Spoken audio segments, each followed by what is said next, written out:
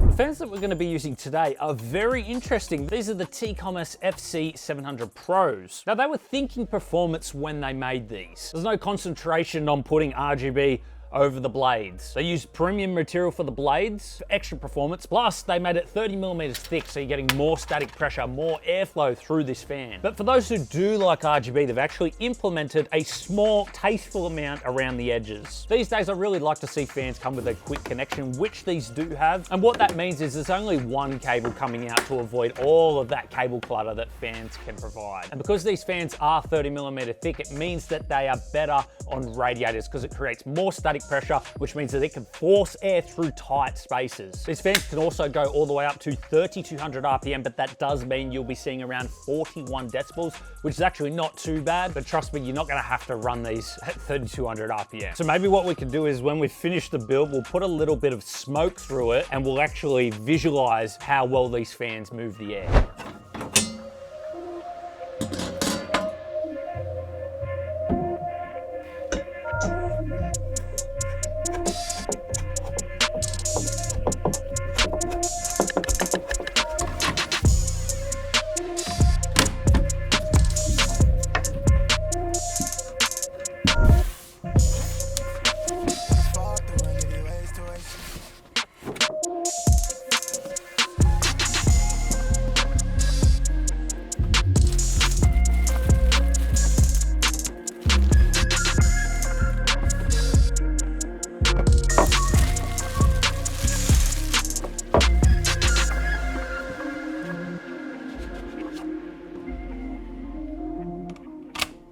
We've already talked about the fans, now let's talk about the LX800 Pro 360. Both the cooler and the fans come in black and white. However, I'm super excited about this cooler because it has this one unique feature that a lot of coolers do not have. This cooler actually has two screens on it. We have an IPS screen on the top, perfect for your gift display, information display, whatever you like. And then on the side, we have a little LCD screen, which is perfect for static display or things like real-time temperature or real-time PC stats. fans. As you can see, it is magnetized as well, so you can freely take it on and off the cooler. And the pump only operates at 15 decibels, which is about as quiet as a whisper. The radiator is nice and dense, which actually goes really well with these fans because of their 30mm thickness and the way the fan blades are designed and what they're made from. It actually creates 30% more performance, which means we can get air through those denser radiator spaces, because a radiator like this is going to need a lot of static pressure. So this cooler should be capable of handling CPUs that are 300 plus watts quite easily. We will be doing some gaming benchmarks, so we'll check out the CPU temperatures then.